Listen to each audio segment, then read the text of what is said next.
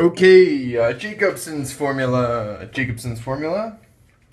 Jacobson's formula. Okay, so Jacobson's formula is about formulas for pth powers. So let me just say so B, we're gonna fix B is gonna be a non-commutative ring. So you can think of like a ring of matrices or a ring of differential operators. Tiv ring, and it's going to be in characteristic P. And then what the formula says is that well, this isn't the formula. This is just like a thing. It says that if you take pth powers of a sum, well, we're going to have these two guys. If this were commutative, it would be like this. But since it's not commutative, there's these universal polynomials here. Polynomials for j is equal to 1 up to p minus 1 here. So these are like homogeneous of degree p or degree j, each of them. And they're going to be what are called Lie polynomials. So they're going to be made from Lie brackets. And this is going to be useful when we're going to look at these with integrable connections. So Jacob's formula is going to be a formula for these things. So spoiler alert, and I'm going to write down the formula now. The formula says that this Sj is going to be, well, 1 over j times, you do the adjoint action of this guy on x, and you do it to the p minus first power. So you do the adjoint action, so you take the Lie bracket a bunch of times to t to the j minus 1. Okay, so this is the Jacobson formula here. This dude. Okay, let me just say again. So the adjoint action of some element a is this dude. So the adjoint action of a on b is just ab, which is just ab minus ba. That's what we have. Okay, so now on to the proof. The proof is not so bad. The proof. Okay, so proof. Okay, so I'm just gonna write down some formulas. Let me just say, let's just write this. So the adjoint of x is the left multiplication of x times the right multiplication of x. So you can notice that the adjoint of x on y is x times y minus y times x. So this is the left multiplication of x times right multiplication of x. Also, for every two dudes in B, the left and right multiplications commute. Okay, this is going to be 0. All right. That being said, let me go ahead with the computation that we're going to need. So we're going to take the adjoint action here to the pth power.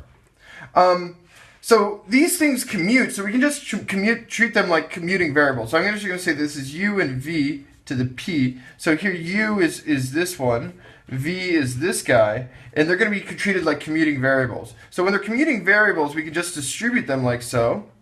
And this we have a formula for. This is like a geometric series formula, plus u to the p minus 2v all the way up to v to the p minus 1. Okay, we have this thing. And notice now that when we put things back in, this guy here, the first term is just the adjoint action of x.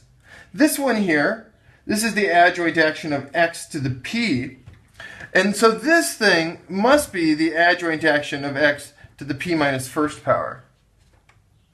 Okay? And so this tells us that the adjoint action of x to the p minus first power is this sum from j is equal to 0 to p minus 1 of the left multiplication to the p minus first minus jth power to the right multiplication to the jth power. Okay, so this is this u and v, and then it kind of tinkers down like this, and this is this formula that we have. Okay, so that's all. That's what I wanted to say. This is what we're concluding here, is we have this kind of key formula. So I'm going to box this. We're going to use this in a second. Okay, in particular, we're going to use it in the case that we're going to look at this particular case of xt plus y. So t is just now going to be like a variable, commutes with everything else. P minus 1 times x. Okay, so this thing looks like, we're just going to plug in everything to p minus 1 lx, p minus 1 minus j, rxj, this crap applied to, xt plus y, t plus y to x, okay?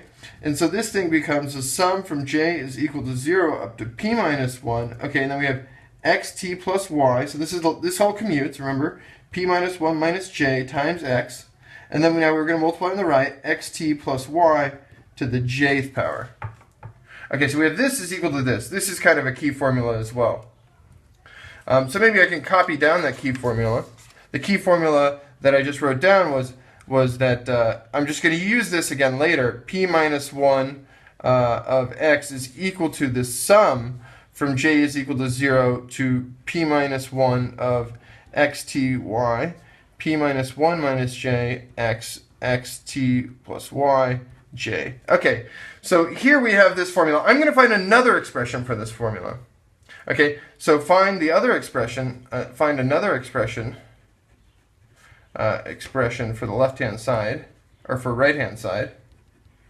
And this is going to come from the following thing. So we just take xt plus y to the pth power, and this is xt to the pth power plus y to the pth power, plus now we have these homogeneous polynomials, sj's, and so we can bring out the t's, and we just get this. Okay, and then we take the derivative of both sides of the equation, and then we're going to compute what they are. So the derivative of this side, okay, it turns out, spoiler alert, this thing is going to be equal to this thing, okay?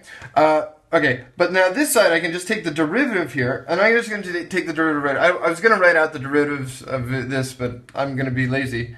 Okay, so this is a pth power, this is 0, this is 0. This is the sum from j is equal to 1 to p minus 1 of j, t to the j minus 1, since we took the derivative, and then this is just treated like a constant. Okay, there we have it.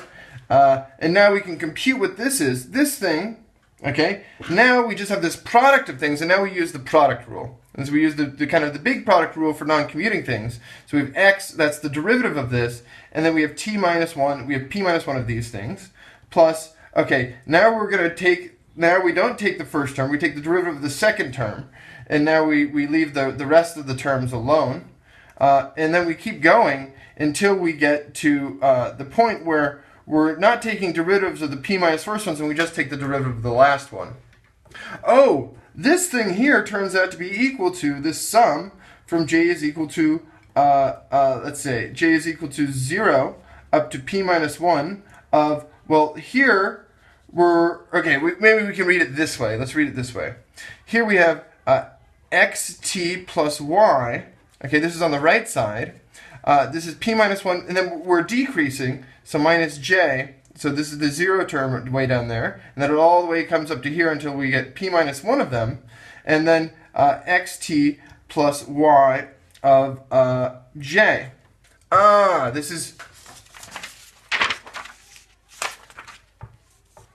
This dude is this dude. Okay, so this tells us that the adjoint action of x plus y to the p minus 1 of x is equal to this guy here, right? So this is what our formula said, here to here. Okay, here. Then we go back, and what was this? This was this. So this is the sum from j is equal to 1 up to p minus 1, j, t to the j minus 1, sj, x, y.